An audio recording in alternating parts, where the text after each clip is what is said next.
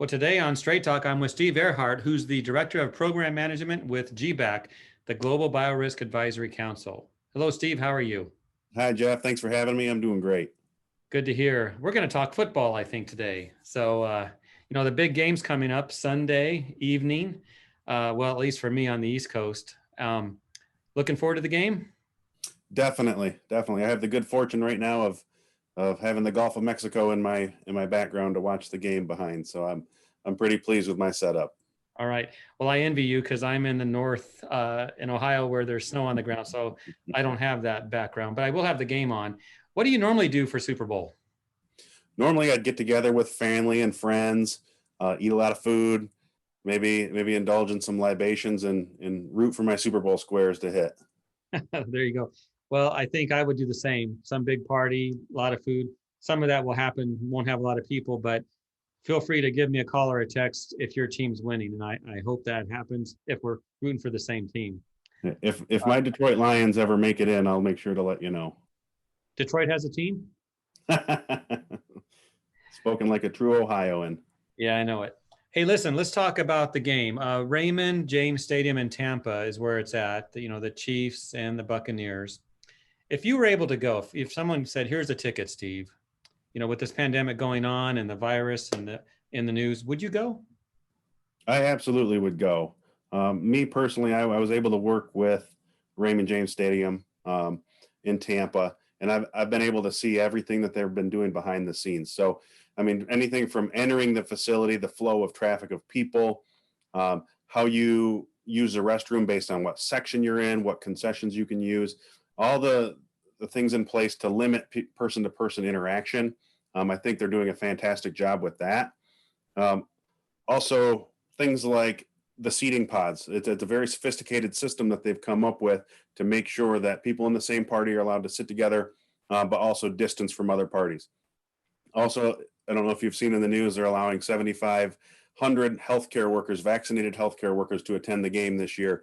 I think that's going to be a huge positive overall, and a good message to send to everybody that's watching, the people that are going to set the right example for how to attend a game like this.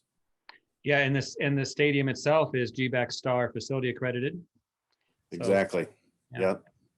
A lot, and I know there's 20 elements they have to comply to, so we know it's as safe as we can get as far as a facility. Let's talk about other sports. The game is Sunday. We'll all be rooting for our team, and we'll talk about that maybe before we end this episode. But what about other sports, other arenas, other stadiums?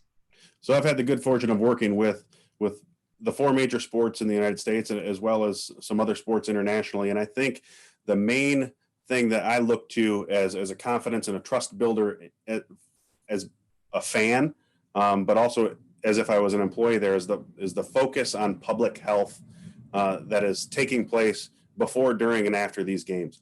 You have things like Hard Rock Stadium in Miami with the Miami Dolphins. They've taken their air filtration system up to a hospital grade level. So I think those things like that are fantastic. The training that now takes place with all of these stadiums with their employees, training and competency to put not only their health and well-being at the forefront, but the fans that enter the facility as well.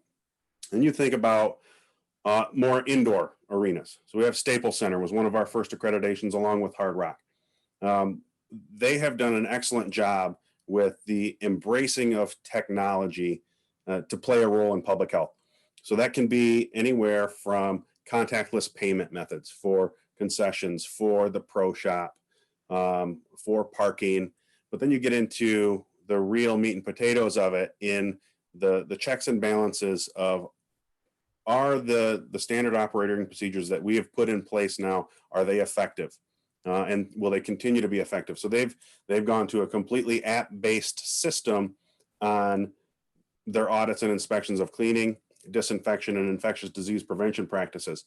So being able to see data in real time from any device is something that I've been really, really impressed with, and I've loved to see all the new innovations coming out. Absolutely. Things have changed in a year. A year ago, Definitely. people were going to stadiums, they were filling them up. There was none of this concern, but now we're in a different world. But thank you for all you do with GBAC STAR and making that program a success. All right, let's talk turkey here. Sunday, is it Tom Brady and the Buccaneers? Is it Mahomes and the Chiefs? People might, Steve, people might bet money based on what you say now. They might. So I first have to acknowledge that both the Tampa Bay Buccaneers Stadium at Raymond James and Arrowhead Stadium with the Kansas City Chiefs are both GBAC STAR accredited facilities. So I'm trying to be net neutral. Do I have a cup with a Michigan M on it? I may. So I'm rooting for a good game, and again, I'm rooting for my Super Bowl squares to hit this time. We do want a good game, and that Michigan Cup, I don't know if that really matters too much. Good for you, Steve. All right. Well, thank you, Steve, for your time today. Thanks a lot, Jeff. Good talking to you.